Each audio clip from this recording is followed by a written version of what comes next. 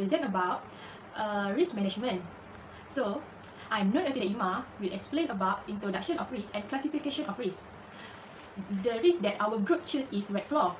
When the flat surface get wet, they get slippery. Floor will get wet from spilled drink, raining, and mopping. It only takes a bit of moisture to turn a dry floor into hazardous slippery floor. Floorboards, concrete that can become more dangerous when a fluid has not been adequately cleaned up. The wet floor can make the people become injured that caused by not putting sign.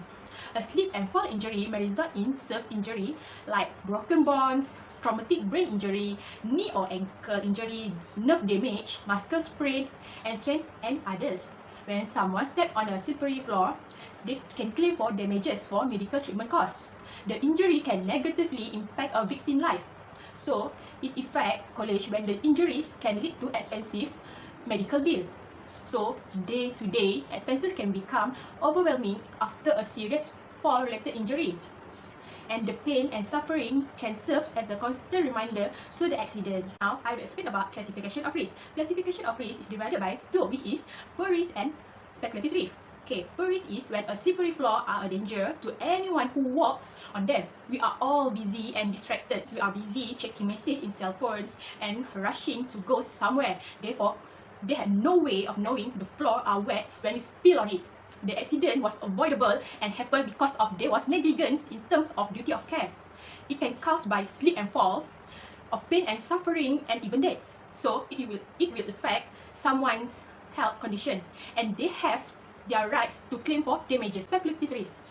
A wet floor injury claim is made by someone who has suffered as a result of sleeping on the wet floor. So, the staff is liable to pay compensation for the injuries that person suffered. This is because no wet floor signs was present as the worker's negligence. Due to the suffered injury, staff will need to bear the loss after paying hospital bill treatment. And yet, the staff need to pay for the damages for the personal injury that the person.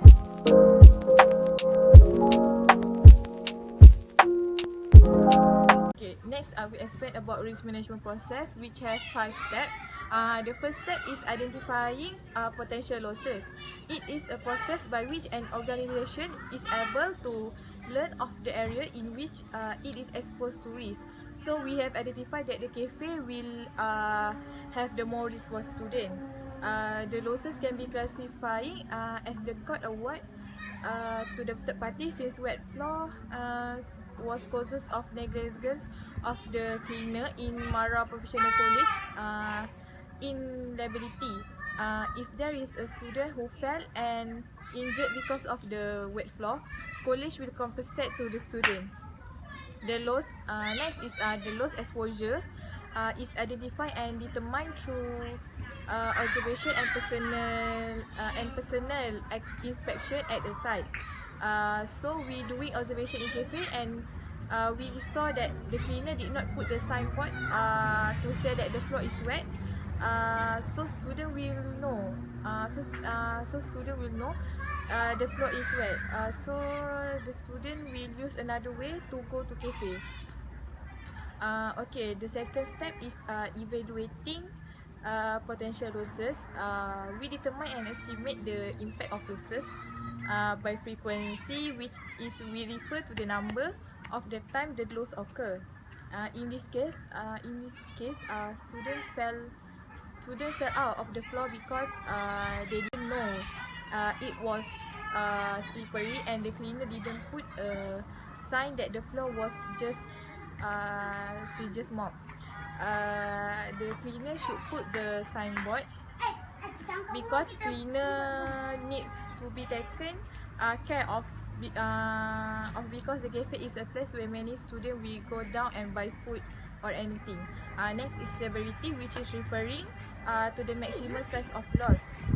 In this case, it is possible that the student may have crack in the hips, buttocks, thighs, and possibly crack in the hips. It can also cause headache as a student fall and headache on the floor, cause swelling and possibly memory loss and so on.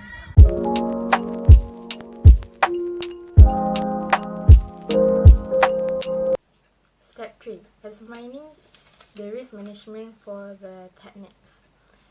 There are two types for this step.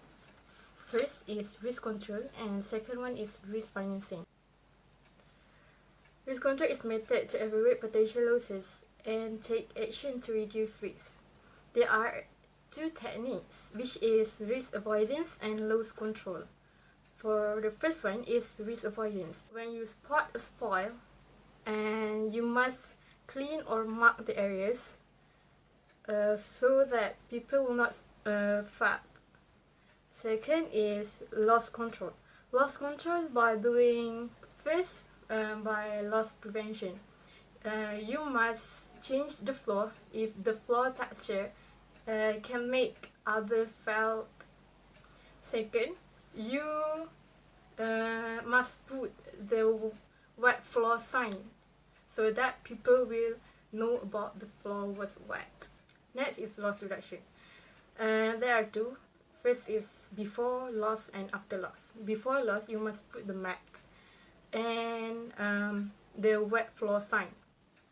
And after loss, you can immediately call the ambulance if the person that sleep on the wet floor get injured.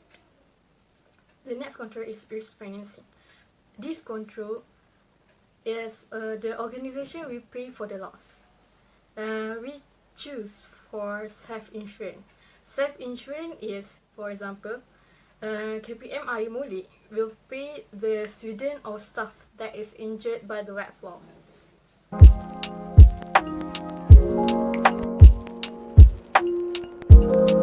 It's step 4. Implementing the risk management program. There are two factors of selection, which is financial and non-financial.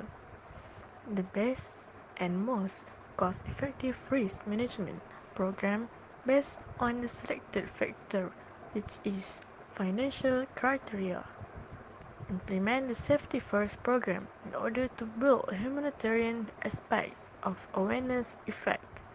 For instance, install more wet floor sign when necessary, and of course it costs financially. A metric can be used to classify various exposure according to frequency and severity. The lower the frequency of loss prevention, the lower the severity of the risk assumption. Step 5. Controlling and monitoring the program.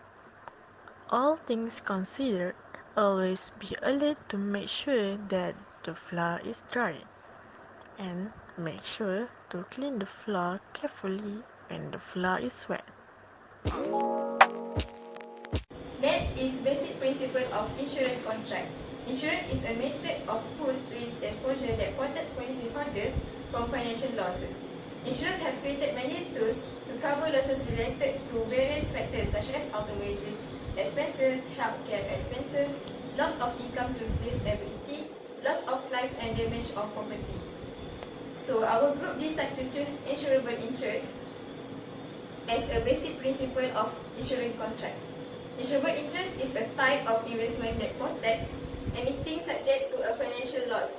It specifically applies to people or entities where there is a reasonable assumption of longevity or sustainability, bearing any unforeseen adverse events. Insurable interest must exist at the time of inception of the time of loss for all classes of insurance aspect.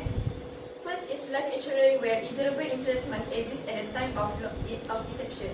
Second is marine insurance, where insurable interest must exist at the time of loss. Student of Mara Professional College is suffering a lot due to the impact from fall caused of wet floor. He had to undergo hospital treatment because of a broken arm and his head was hit on the hard stuff due to sleeping on the wet floor.